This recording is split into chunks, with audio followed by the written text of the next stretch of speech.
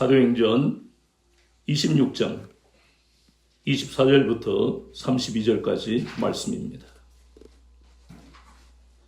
바울이 같이 변명하며 베스도가 크게 소리내어 이르되 바울아 내가 미쳤도다. 내 많은 학문이 너를 미치게 한다 하니 바울이 이르되 베스도 각하여 내가 미친 것이 아니요 참되고 온전한 말을 하나이다. 왕께서는 이 일을 아시기로 내가 왕께 담대히 말하노니 이 일에 하나라도 아시지 못함이 없는 줄 믿나이다. 이 일은 한쪽 구석에서 행한 것이 아니니이다. 아그리빠 왕이여 선지자를 믿으시나이까 믿으시는 줄 아나이다. 아그리빠가 바울에게 이르되 내가 적은 말로 나를 권하여 그리스도인이 되게 하려 하는도다. 바울이 이르되 말이 적으나 많으나 당신뿐만 아니라 오늘 내 말을 듣는 모든 사람도 다 이렇게 결박된 것 외에는 나와 같이 되기를 하나님께 원하나이다 하니라. 왕과 총독과 번이게와 그 함께 앉은 사람들이 다 일어났어. 울루가 서로 말하되 이 사람은 사형이나 결박을 당할 만한 행위가 없다 하더라. 같이요. 이에 아그리빠가 베스도에게 이르되 이 사람이 만일 가이사에게 상소하지 아니하였더라면 석방될 수 있을 뻔하였다 하니라. 아멘. 오늘은 사도행전 26장 24절부터 32절까지 말씀을 통해 너를 이방의 빛으로 삼아 하는 제목으로 25번째 시간 같이 은혜를 받겠습니다. 앞에서 우리가 26장 처음 1절부터 시작된 것은 아그리빠 왕에게 복음을 전하고 있는 바울의 모습입니다. 24장부터 지금 우리가 보고 있는 26장 끝까지 우리는 사도행전 26장이 끝나면 27장으로 또 들어갑니다. 왜냐하면 날마다 말씀을 통해 우리가 생명을 공급받기 때문에 우리는 신나는 일이에요. 감사한 일이고 기쁜 일입니다. 그런데 이 24장부터 26장에 나오는 흔히 이야기하는 유력한 자들, 그 사람들 향해서 하나님은 얼마나 많은 기회와 하나님의 사랑을 알 수 있는 그러한 자리, 환경을 만들어 주셨는가 하는 것을 우리가 보았던 겁니다. 벨릭스, 유대 지도자들, 아그리빠 왕, 그리고 드루실라, 여기 나오는 버니게, 천부장들, 이 많은 사람들을 하나님 끝까지 기다리시는 거예요. 하나님의 사랑은 이렇습니다. 돌이킬 때까지 죄의 자리에서 머물면 결국은 소돔 고모라를 다 태워버리시는 것처럼 가진 것을 다 잃고 후회하는 날이 온다는 것을, 그것을 하나님은 그들에게 깨닫기를 원하시는 그 하나님의 사랑을, 우리가 절절한 그 사랑을 지금까지 보고 있는 것입니다.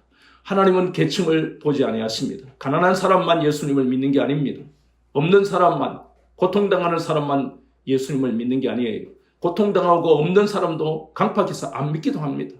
가진 사람이라 할지라도, 권력과 물질이 넘쳐서 주체할 수 없는 사람이라 할지라도 그들 속에도 영생을 받기로 예정되어 있는 사람들이 있습니다.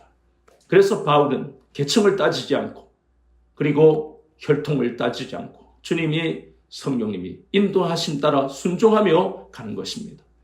저 예루살렘에 가면 유대 지도자들이 얼마나 강팍하고 나를 죽이려 하는지 몰라. 나는 거기 안 갈래. 로마 총독과 만나봤자 헬라 철학에 꽉 잡혀있는데 복음에 안 들어가. 그렇게 하면서 불순종한 적이 단 한 번도 없습니다. 자신의 생각, 자신의 의지를 다 내려놓고 지금 이 강팍하고 그러면서 세상에서 온갖 영화를 누리는 사람들조차도 하나님이 사랑하시는 것을 알고 있는 바울이기 때문에 죄수의 신분임에도 불구하고 그는 그것을 부끄러워하는 것이 아니라 개의치 않고 성령님의 인도하시는 그 발걸음에 순종하고 있는 모습들을 보고 있는 것입니다. 바울은 아그리빠 왕에게 계속해서 복음을 증언하고 있습니다. 그런데 돌발 사태가 일어난 거예요. 1절에 여기에 보니까 처음에 26장 24절에 보니까 25절에 보니까 바울이 같이 변명하며, 이 변명이라는 것은 복음을 증언하고 있다는 것입니다. 그런데 누가 소리를 질렀습니까? 베스도가. 베스도가 지금 이 자리에 있는 것은 단 한 가지 이유밖에 없습니다. 가이사, 로마 황제에게 상소했기 때문에, 그래서 항소권을 가지고 있는 이 바울이 로마 시민권을 가지고 있는 바울의 그것 때문에 그걸 포기하라 그리고 하지 마라 할 수 있는 권한이 그에게는 없기 때문에 그래서 죄목도 없는 이 난처한 입장에서 유력한 자들을 불러놓고 죄목을 만들려고 하는 얼마나 뻔뻔스럽고 불의한 자가 베스토인지 모릅니다. 그게 잘못된 줄을 알지만 자기가 죄목도 없이 가이사에게 보내면 자신은 심하게 문책을 당할 테니까 그게 싫어서 지금 이 불의한 것임을 알고도 이러는 겁니다. 세상 사람이 불신자들이 하는 행동이 이것입니다. 잘못된 걸 알면서도 죄인 것을 알면서도 세상에 예수님을 안 믿는 그리스도 밖에 있는 사람들은 돌이키지 않습니다. 우리가 흔히 하는 말로 쌩까버립니다. 왜 그러느냐? 그것은 성경적으로 보면 마귀에게 사로잡혀 있기 때문이고 우리가 상식으로 바라보면 남들도 다 죄를 짓고 있으니까 하는 이 뻔뻔스러움 이러한 자기 합리화가 그들은 아무렇지도 않게 나타나는 그것이 바로 우리가 지금 보고 있는 베스토를 비롯한 모든 사람들이 그 시대 사람만 그런 것이 아니라 이러한 것을 통해 우리가 불신자의 속성을 우리가 속속들이 보게 하시는 그 하나님의 그 지혜를 깨달아야 된다는 것입니다. 베스토가 소리 지른 그 말을 보니까 바울아 네가 어떻게 됐다고요? 미쳤다. 이것은요 지금 유다를 다스리는 이스라엘을 다스리는 황제를 대신한 사람으로서 할 말이 아닙니다. 교양도 없고 그리고 로마 시민권을 가진 사람을 지금 언어 폭력으로 만약에 이걸 가지고 바울이 황제에게 언어 폭력을 당했습니다. 이렇게 고소하면 베스토도 당해야 된다는 것입니다. 그럼에도 불구하고 내가 미쳤다. 내 많은 학문이 너를 미치게 하였구나 하는 것이 뭐예요? 베스토의 본심이다. 인간의 본성이다 하는 겁니다. 복음을 듣기 싫어하는 인간의 악한 본성이 베스토를 통해 그대로 나타나는 것입니다. 아그리빠 왕에게 복음을 증언하고 있는 그것을 옆에 있는 베스토가 듣기 싫어하는 겁니다. 이것은 우리가 흔히 우리가 세상을 살아가면서 체험하는 일들입니다. 새로운 일도 없습니다. 소리를 지릅니다. 그러나 우리가 여기서 깊이 알아야 될 것은 베스토가 왜 소리를 질렀을까 하는 것을 구체적으로 우리는 살펴봐야만 이방의 빛이라는 사명을 감당할 수 있고 세상에 나가서 세상 사람들과 부딪히고 싸우지 않게 됩니다. 우리는 때때로 속잖아요. 그러니 철저하게 성경 속에서 하나님이 없는 그리스도 밖에 있는 사람들의 이러한 모든 속성을 깊이 있게 알아라고 사도행전이라는 말씀을 우리에게 풀게 하시는 거예요. 첫 번째 베스토가 그리고 불신자들이 그렇게 소리 지르고 이 복음을 듣기 싫어하는 귀를 막아버리고 이렇게 반항하는 이유는 첫 번째가 바로 그의 가치관과 사고방식에 문제가 있기 때문이다. 로마 철학, 그리스도 로마 철학을 우리는 헬라 철학이라고 한마디로 이야기합니다. 그것이 오늘날까지 영향이 있어요. 이 21세기가 얼마나 지금 이전과 지금 이 시대와 비교하면 비교를 할 수 없을 정도로 AI가 어쩌고 저쩌고 하는 시대입니다. 그런데 여전히 똑같은 것은 베스토가 가지고 있는 그 사상과 철학이 여전히 21세기인데도 똑같은 인본주의 그러한 사고방식을 그대로 가지고 있더라. 얼마나 무섭습니까? 4,000년이 지났는데도 여전히 인본주의가 그리스도 밖에 있는 것을 합리화해버리는 무서운 일입니다. 인간을 보세요. 4,000년이 지났는데도 안 변하잖아요. 창세기 6장 5절과 8장 21절 말씀처럼 항상 생각하는 것이 악하다는 그 말씀이 맞다는 겁니다. 우리 힘으로 사람의 생각을 어떻게 변화시킵니까? 이렇게 성령에 충만한 바울이 아그리빠 왕을 향해서 베스토를 향해서 버니게를 향해서 드루실라를 향해서 그들이 모두가 더러운 죄 가운데 있고 불의한 자들이고 불륜을 저지르는 자들이 양심을 향해서 깨우는데도 불구하고 능력 있는 이 주의 종이 그렇게 부르짖는데도 듣지를 않습니다. 이것은 바울이 약하기 때문에 은혜가 없기 때문이 아니라 얼마나 마귀가 인간을 사로잡는지 거기서 헤어나기는 불가능한 것이에요. 우리가 이 베스토를 보면서 정말 여러분은 감사가 넘쳐야 됩니다. 이 베스토처럼 아그리빠 왕처럼 살아갈 수 있는데 그런데 우리가 구원받은 건 여러분의 노력이, 우리의 노력이 나의 노력으로 구원받은 게 아니라는 겁니다. 구원받는 건 불가능한 것이에요. 주님이 우리를 불러주지 않으시면 불가능하다는 겁니다. 그 첫 번째가 바로 잘못된 가치관과 사고방식. 그 당시 헬라 철학이라는 인본주의에 사로잡혀 있기 때문에 그는 인본주의, 헬라 철학, 세계를 지배하고 자존심이 똘똘 뭉쳐져 있던 그 사람의 입장에서는 도무지 그 사람의 그러한 가치관으로서는 이해가 안 되는 거예요. 지금 바울이 계속해서 24장부터 선포하고 있는 것은 내가 다메섹에서 환상을 통해 죽었다고 하는 그 예수라는 사람을 만나서 그걸 증거하고 있잖아요. 예수님을 만났다는 다메섹의 환상을 이야기하고 죽었다는 사람이 부활했다는 그 그리스도의 도를 지금 이야기하고 있으니 도무지 이해가 안 된단 말이에요. 고린도전서 1장을 기억해 보세요. 헬라인들은 뭐만 구한다고요? 헬라인들은 지식, 지혜, 지식만 구하는 거예요. 유대인들은 표정만 구하고. 그러니 이도 저도 아니고 예수 믿는 것이 얼마나 힘든지를 고린도전서 1장은 또 말씀하잖아요. 지금 이 베스도는 바로 자기가 가지고 있는 지식으로, 상식으로 이것이 받아들이지 않는, 이것을 이해 못하니까 마침내 그럼에도 불구하고 뭔가 있는 것 같아, 이렇게 받아들이는 게 아니라 미쳤다라는 말로 끝내버리는 거예요. 이것은 고린도전서 말씀해 보면 고린도전서 2장에는 성경에 정확하게 인간은 세 종류의 인간이 있다라고 성경은 말씀합니다. 여러분이 만나고 있고 만날 사람들은 세 종류입니다. 세 종류에서 벗어나지 않습니다. 첫 번째 사람은 바로 육에 속한 자, 육의 사람입니다. 이 육에 속한 자는 한마디로 불신자입니다.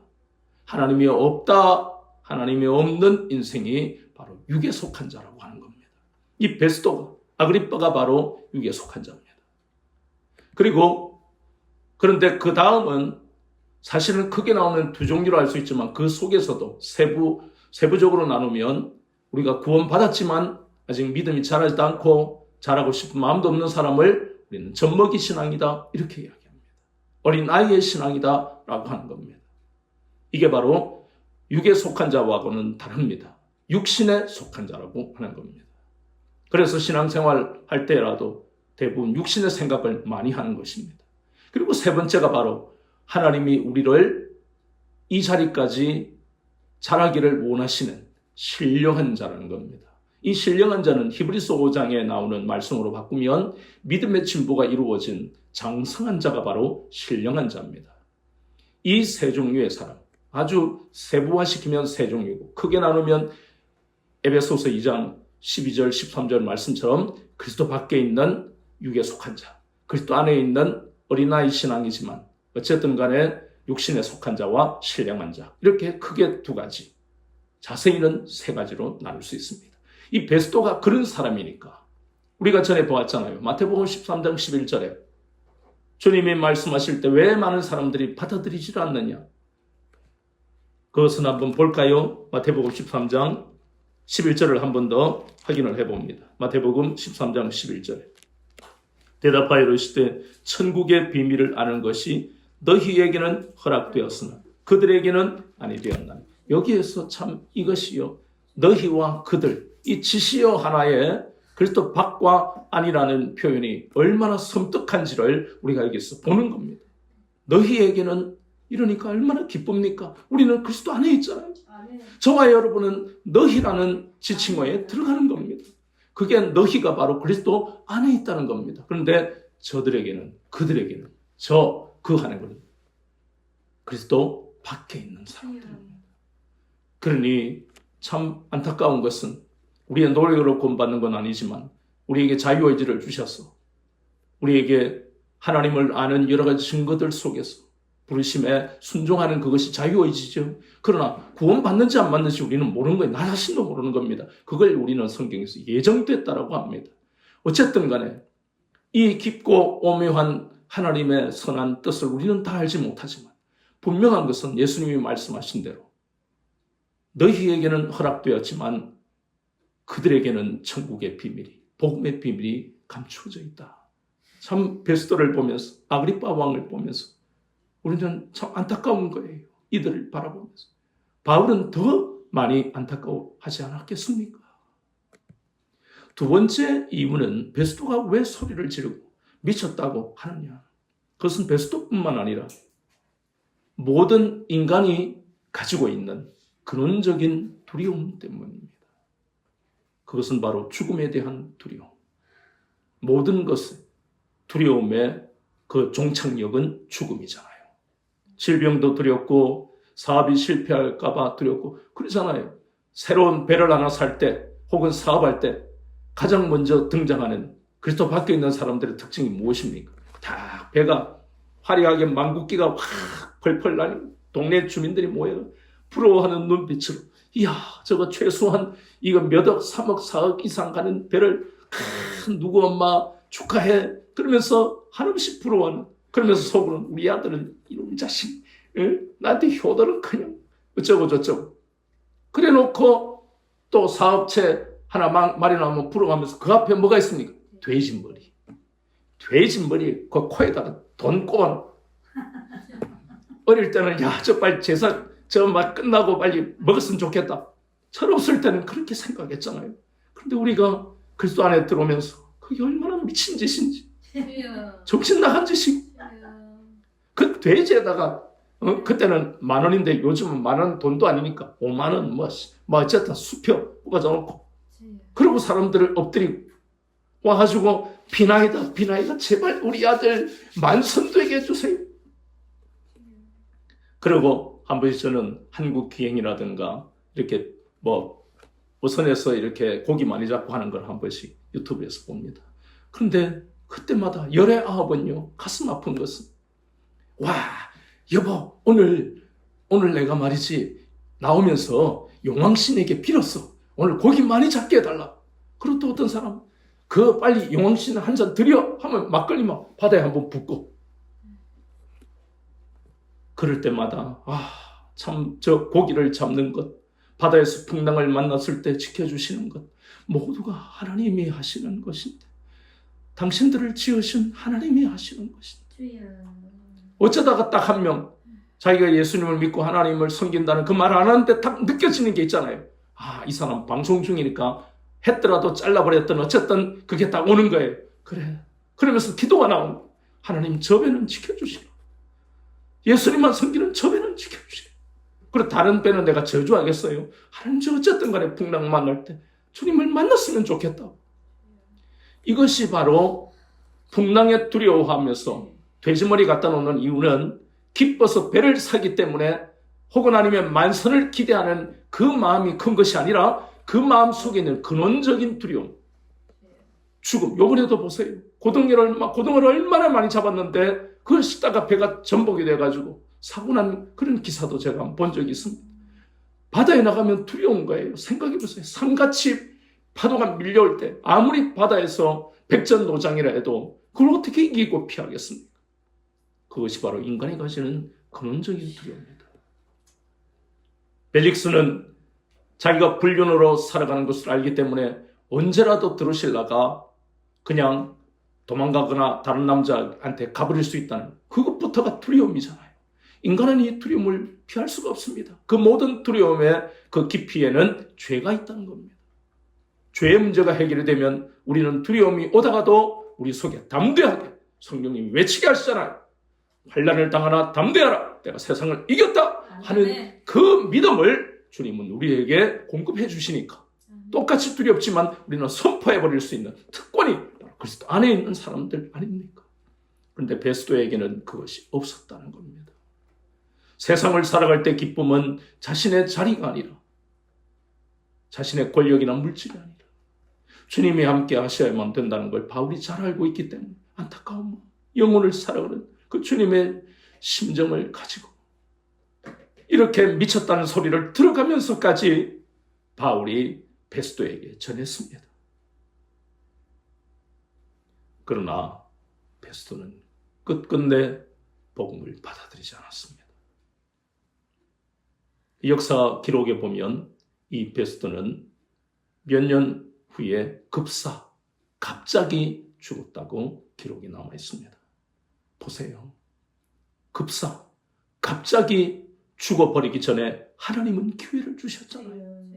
그가 만약에 돌이켰으면 갑자기 죽었다 할지라도 그는 그리스도 안에서 잠자는 자가 될 수 있어요.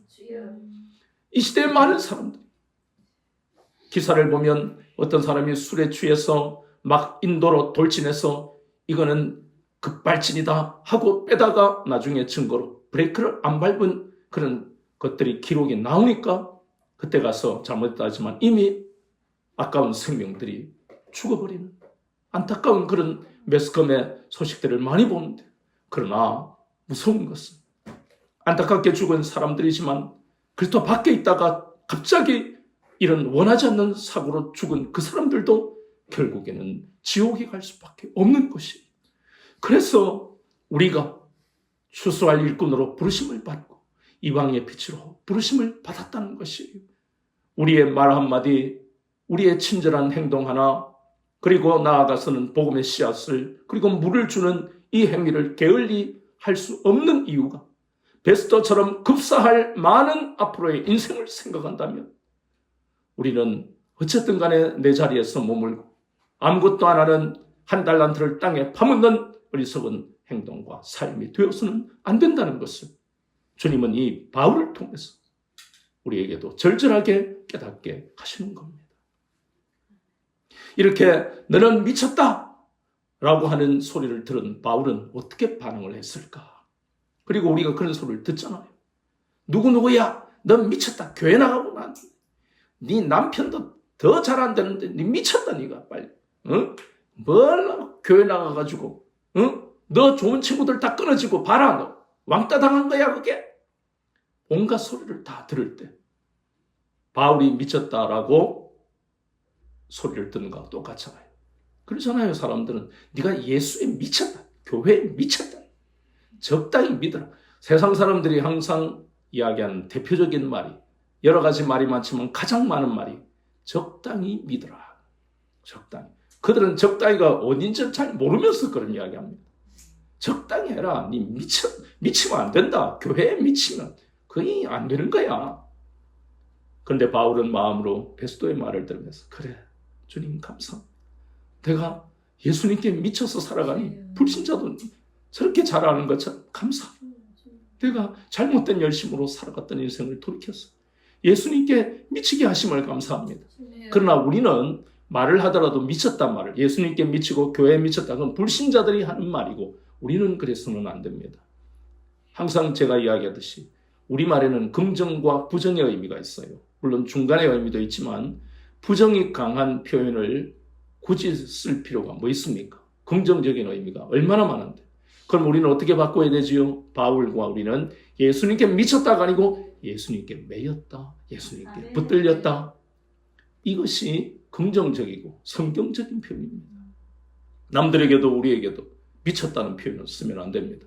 미친 것은 제정신이 아니고 마귀에 사로잡혀 있다는 뜻이고 혼미한 상태라는 것입니다. 절대로 앞으로 써서는 안 되는 겁니다. 그래서 이 바울은 그 말을 들을 때 베스도와 싸웠습니까? 이게 지금 내 가이사한테 갈 건데 네 그거 다 기억했다. 일일이 내가 조목조목 이야기할 거야. 이렇게 쫀쫀하게 말 안 했습니다. 바울은 첫 번째 참았습니다. 왜냐하면 저 사람들은 다 마귀에 미쳐있기 때문에, 혼미한 상태니까 저 말을 한다는 걸 알기 때문에 주님께 매이고 주님께 사로잡힌 난 참아야 된다. 누굴 위해서? 주님을 위해서. 주님 때문에. 주 예수 그리스도 때문에 나는 참아야 된다. 그래서 말을 정중하게 하고 예의를 차리고 말을 베스도처럼은 거칠게 하지 않았다는 겁니다. 그 이유 하나, 내가 예수 그리스도께 붙들려 있다는 것.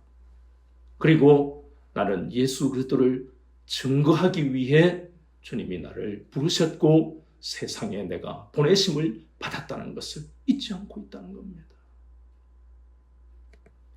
에스겔서 3장 11절에 보면 듣든지 아니 듣든지 전하라고 말씀합니다. 디모데후서 4장 2절에도 때를 얻든지 못 얻든지 복음을 전하라고 말씀합니다.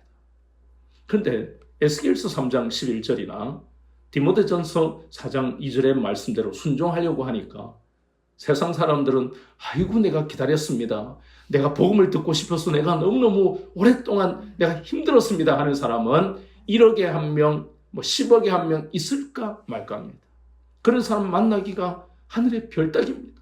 이 시대는 더 강팍한 거예요. 그런데 그럼에도 불구하고 복음을 전해야 하는 사명이 바울에게 있기 때문에 바울은 참는 겁니다. 한번 말씀에 한번 보면요. 바울을 보니까 고린도전서 4장 12절 13절 두 절 말씀 보니까 또 수고하여 친히 손으로 일을 하며 모욕을 당한 즉 축복하고 박해를 받은 즉 참고 비방을 받은 즉 권면하니 우리가 지금까지 세상에 더러운 것 만물의 찌꺼기같이 되었도다. 이 고린도전서 4장 12절과 13절에 이런 삶을 살아야 할 이유가 바울에게는 전혀 없어요. 한 번도 이런 삶을 생각해 본 적도 없는 사람입니다. 그런데 누구 때문에요? 주님 때문에, 주 예수 그리스도 때문에, 주 예수 그리스도의 복음을 위해서 참는 겁니다. 참는다는 게 어느 거냐? 내가 저거 이게 아니고 내 감정을 억누르는 그 수준이 아니고 거기서부터 우리는 시작이 되는 거예요. 항상 성경에 나오는 이 말씀은 바로 우리가 세상에서 살아가는 것보다는 완전히 차원이 다른 거기서부터 시작하고 세상은 그게 끝이잖아요. 내가 참는다 하면 억지로 참는다. 생각해 보세요. 시어머니를, 친정어머니를 30년, 40년 복양하고 내가 억지로 참는다. 그래가지고 야, 당신은 효부입니다, 효녀입니다, 뭐 이렇게 상을 주는데 종이 쪼가리 하나 때문에 3, 40년을 참은 거예요. 그 인생은 누구한테 보상받습니까? 그런데 성경에서 말하는 참는다는 내가 그 억지로 참고 시어머니 내가 자식이니까 참고 친정어머니 내가 자식이니까 참고가 아니고 참는 건 참는데 내 속에 원한이 쌓이는 그런 참음이 아니고 날마다 애야 그 시어머니와 친정어머니를 불쌍한 한 영혼으로 바라보고 내가 너를 용서했던 것처럼 너도 용서, 내가 너를 사랑한 것처럼 너도 사랑해라. 그 날마다 위로하시는 주님의 위로로 인해서 원한이 쌓이지를 않는 거예요. 그러니 그렇게 30년을 보내고 천국에 가면 잘했다고 칭찬하시는 거예요. 이 땅에서도 위로하시고 가서도 주님이 칭찬하시고 이것은 세상의 참음과는 차원이 다르다는 것입니다.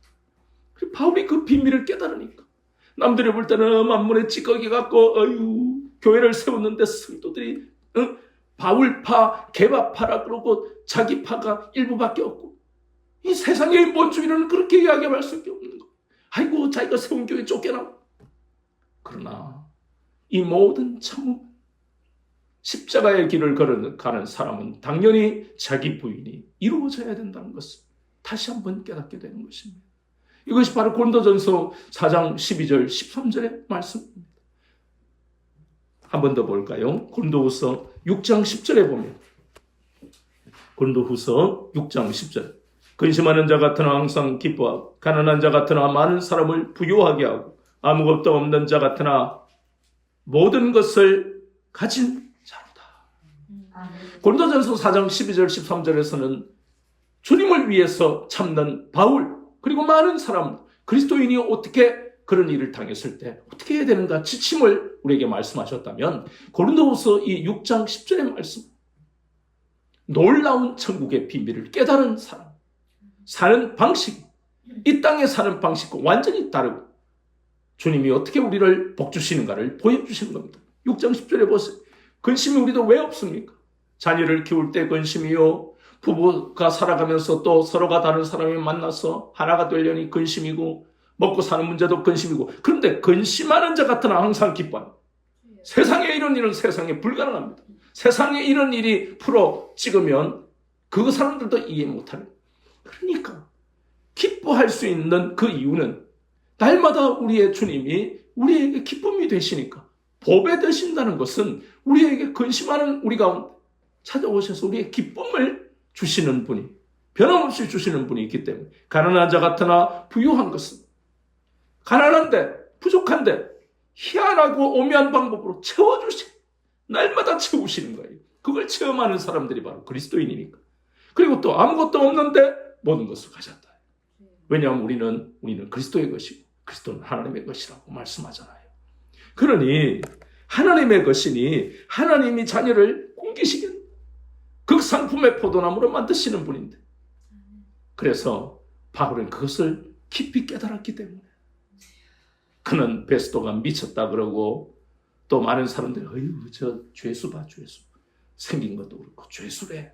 저 사람이 유대에서는 똑똑하고 뭐 어쩌고 저쩌고 죄수래. 별 볼 일 없어. 그런 소리를 수없이 많이 듣고, 오죽하면 우리가 잘 아는 대로 특공대 40명 자기를 죽이려고 덤벼들고 얼마나 마음이 아프겠습니까? 동족이 자기가 하는 일, 사람을 살리는 생명의 말씀을 전하고 있는데, 그런데 그런 대우를 받아야 된다는 자체 참고 받아들여야 돼요.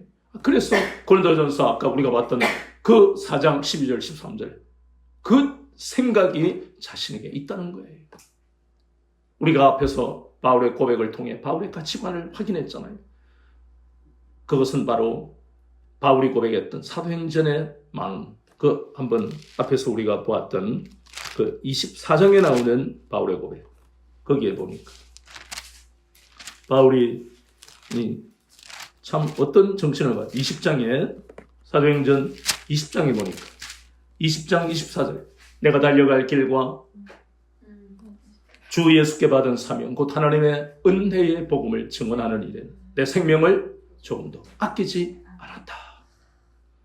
이것이 그의 고백이기 때문에 이런 대우를 받아도 그때그때마다 성령님의 위로하심을 체험하면서 또 이겨내고 참 이것이 바로 하나님이 우리에게 원하시는 것이다 하는 겁니다. 바울만 그렇게 해야 되는 것이 아니고 우리 모든 이 땅의 하나님의 자녀들, 그리스도인이 살아가야 될 그러한 방향이 바로 이런 것이다 하는 겁니다. 구체적인 삶의 방식과 방향을 우리에게 깨닫게 하십니다.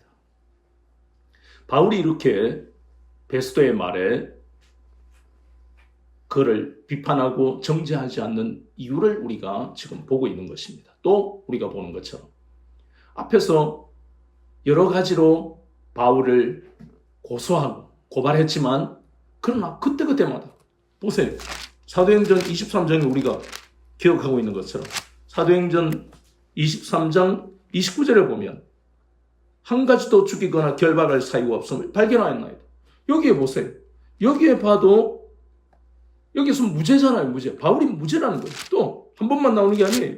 사도행전 25장 25절에도 또 여기에 보니까 그가 황제에게 상수한 고로 보내기로 결정했지만 죽일 죄를 범한 일이 없다. 이거 보세요. 이 무죄다. 무죄.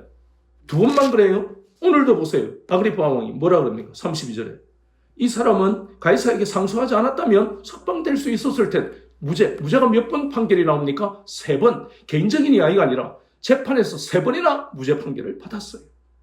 베스도에게 비난받고 미쳤다 소리까지 듣는, 거기다가 3번이나 무죄 판결을 받았음에도 불구하고 그는 끝끝내 죄수의 신분에서 그가 방면을 요구하고 석방을 요구하지 않았다는 것입니다.